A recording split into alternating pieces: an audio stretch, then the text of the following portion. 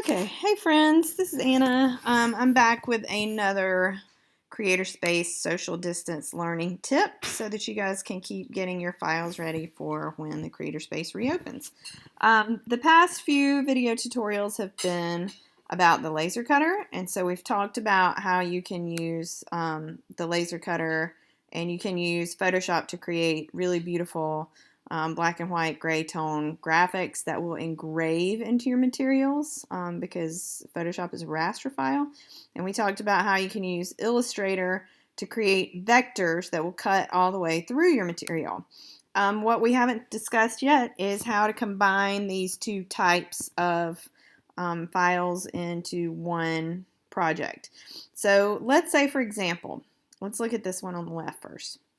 Let's say, for example, that you want to etch these words into your material, and then after you've etched them into your material, you want to go around and cut this oval out. So you're combining vectors with rasters.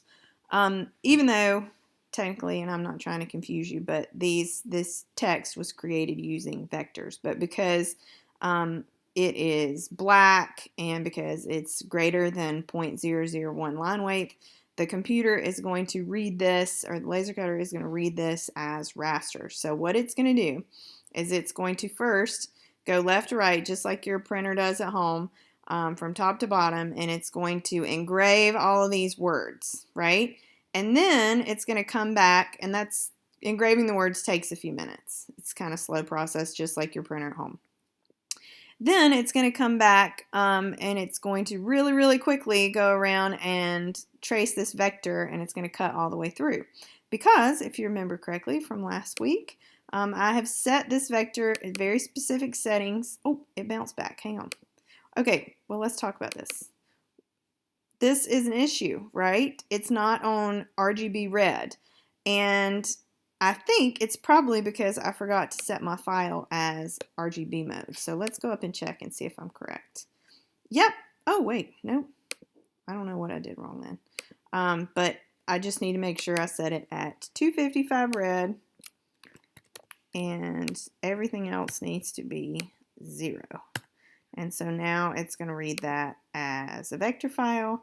And if I look at my stroke weight over here, it's 0.001. So the computer's going to read that it needs to first engrave all this stuff and then come back and cut this out, right? This is another example over here. This logo I created a long time ago. And let's say, for example, that I want to engrave this out. It would probably be in my best interest, if you remember our tutorial from last week, to open this up in Photoshop and desaturate it, look at it in black and white, make sure that I can still read everything, because this font right here that says Winthrop University is pretty tiny, so I might need to bump the contrast up on that, or maybe even take this blue out and just put it on a white background. But regardless, it's going to read this as rasters. It's going to print all of this stuff, and then it's going to come back and cut out this shape with vectors. So on graphics like this, it's totally fine for you to print them from Illustrator. You can just print this whole file from Illustrator, and it'll read it all at once. The problem that I've seen is when people bring in gray tone photos and they want to use those as rasters and engrave them, and then they want to cut around them. The problem is, if you do that in Illustrator, Illustrator is not really like a raster-based file, so when the laser cutter reads that file, it comes out really stripy, and your image quality is not that good. So you're better off printing it from two different files. So let me show you an example. So remember I made this fly last week, and I desaturated him and I cropped him into a circle. And so let's say that I want to print him out and I want to engrave all of this stuff, and then I want to cut around it using a vector. And if you remember, I took him into Illustrator and I desaturated him, and I bumped up the contrast to give me the highest quality, most graphic version of this drawing without losing any of my details that I wanted. So what I did now is I copied him and I pasted him onto a new file, so it's 12 by 12, right? And so what I would do now, if this was my situation, I would print this out first on the laser cutter so that this would just be engraved into the material, right? And then I saved this file. I exported it as a JPEG. So I just went up to File, Export, and exported it as a JPEG.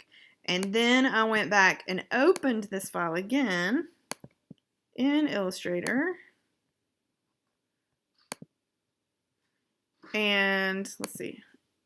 I had him placed exactly where I wanted him to go. And then I used my ellipse tool over here to draw this circle around his head, right? And I made sure that this was, let's see, make sure it's 255 red, and make sure it's 0.001 line weight. So I don't want to print this again because I don't want to have, it's already etched this into my material. All I really want is this vector. So what I did then was I created another file that's 12 by 12. Here, I'll just go through this with you guys. So I go File, New, 12 by 12. And then I go back to this one. Where did my flathead go? And I'm going to edit copy. Oops. And I'm going to edit paste. And so now this is what I want to print, right? But for some reason, sometimes Illustrator, when I print this, it won't line up exactly right. So what I like to do to be on the safe side is to, oops, make myself a square box around the edge. Oops, yeah, I'm good. So I make myself a square box, and I make sure this is 255 red.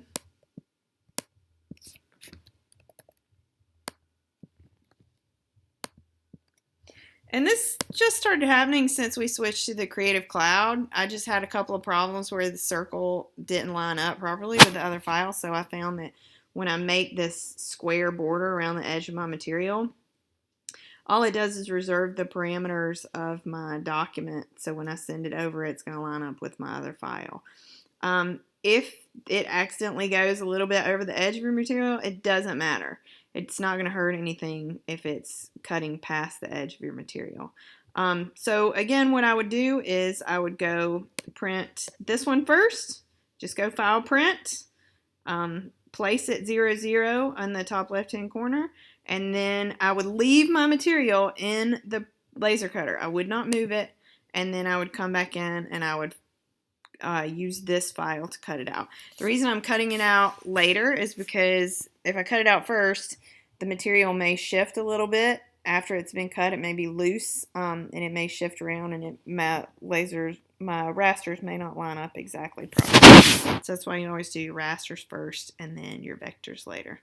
Anyway, I hope that was helpful for you guys, and I will be hosting a Zoom meeting at 11 o'clock on Friday. If you have any questions, please join me there, and I'm happy to chit-chat with you about your ideas. Have a great day.